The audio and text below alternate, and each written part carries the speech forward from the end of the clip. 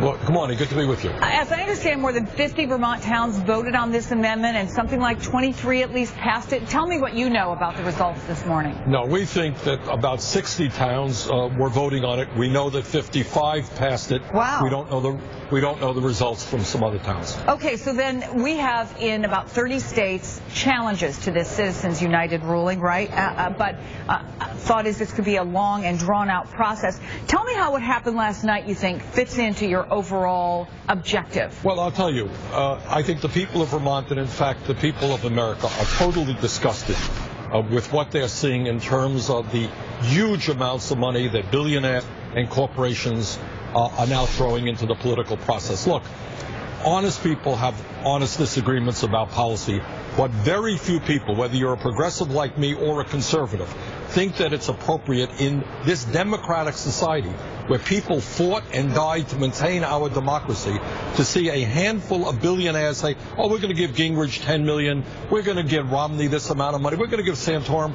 We are evolving, Chris, into a situation where you're going to have corporations deciding who will be our president, who will be our senators and members of the House, because they will be able to pour in unlimited sums of money into campaign ads. And I do not believe in Vermont or around this country that that is what the American people want. And I think people are united that we need to overturn this disastrous Citizens United decision that said, quite amazingly, a corporation is a person with unlimited First Amendment rights, can spend as much as they want on a campaign. So what do you do about it? And what's your best way going forward, and how long might that take?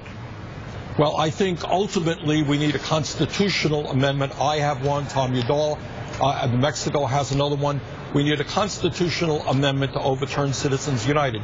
That will take us a while. You got to get through the House. You got to get through the Senate. You got to get 3/4 of the states. But I think short term, what we can do is pass some legislation which can significantly diminish the impact of Citizens United. For example, right now, somebody is a billionaire corporate leader. He can put as much money as he wants into a campaign. He can put ads on television, come up with some phony front group. Nobody knows who's paying for the ad. If you do something very simple and you say that that CEO has got to have his picture on that ad saying that I, the head CEO of this or that corporation, I approve this ad, just as any politician has to do, that in itself would go a long way to diminish these ads, because these guys do not want to be on TV showing the American. What about Congressman Chris Van Hollen's bill that would require super PACs to disclose spending and the name of the person online? And I've actually talked to some of the super PAC contributors themselves who have said, you know, the way to approach this is to do that. I think that's important as well. But I think most importantly, short term, what we have to do is get this kind of money out of the political process. I think having a CEO's picture and name on the screen would be good. I think there are other short-term things that you can do. Long-term, we do need a constitutional amendment. Were you disappointed when the president said that, you know, look, we have to level the playing field, and he told his supporters to go ahead and contribute to super PACs? I think he's in a very difficult position. I think what we have to do is kill. We have to undo the Citizens United. But if he's sitting there and the other side is prepared to spend hundreds of millions of dollars, look, Karl Rove right now, the Koch brothers, public information, they are prepared to spend hundreds and hundreds of millions of dollars. And he could be a nice guy and say, hey, I think it's morally wrong, I'm not going to do it. I'm not so sure. But I think at the end of the day, this is a disastrous Supreme Court decision, and it has got to be overturned.